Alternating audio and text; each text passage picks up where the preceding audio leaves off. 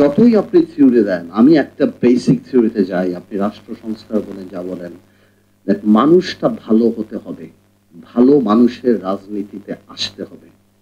আপনি খারাপ মানুষ আনেন, আপনি যেই সংস্কারই করেন, we will corrupt the system যদি খারাপ হয়। আর যদি ভালো মানুষ হয়, আপনি যতই খারাপ দেন, আপনি দেখবেন তার মধ্যে থেকেও উনি ভালো কিছু বের হয়ে আসবেন। তো এই ভালো মানুষ আসার সুযোগ করে দিতে হবে, এবং it's a very big journey এই ভালো মানুষকে খুঁজে বের করা বা তাদেরকে ওই জায়গায় আনা।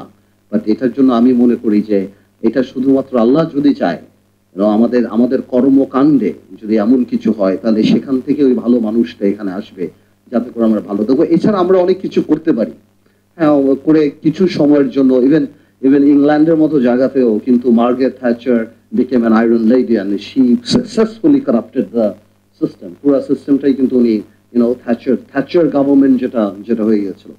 আমি তাই বললাম, আমি সেই জিনিসটাকে সেভাবেই দেখি যে আমাদের আসলে এখন কোয়েস্ট থাকা উচিত ভালো মানুষদেরকে অ্যাকোমোডেট করার জন্য, ভবিষ্যতে রাজনীতিতে আসার জন্য তারা কিভাবে। কারণ একটা দেশে যদি 20 বছর ম্যাট্রিক পাস না করে আপনি অটোমেটিকলি ডক্টর ইঞ্জিনিয়ার পাবেন না।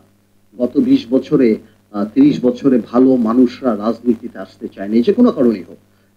আপনি বলতে পারেন রাজনীতি খারাপ ছিল, বা এই কারণও ছিল যে আমরা অনেক সেলফিশ হয়ে গেছিলাম। আমাদের হিরো, যেটা একটু আগেই বলছিলাম, যে এক সময় হিরো ছিল আপনার সরওয়ার্দী সাহেব, শেরে বাংলা গফরুল্লাহ, বঙ্গবন্ধু বা জিয়াউর রহমান বা ভাসানী সাহেব।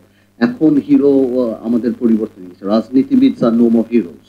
যেই কারণে রাজনীতি করতে চাইলেও কেউ হয়তো আবুল হোসেন হইতে চেয়েছে, কেউ হয়তো দরবেশ হইতে চেয়েছে, বাট রাজনীতি দেশের জন্য করবে ওই চিন্তা থেকে মানুষ অনেক দূরে সরে গেছে। এই কারণে রাজনীতিবিদ আসে নাই। আর রাজনীতিবিদ যেহেতু আসে নাই, সেহেতু আপনি if you have a bad cook you'll have bad food.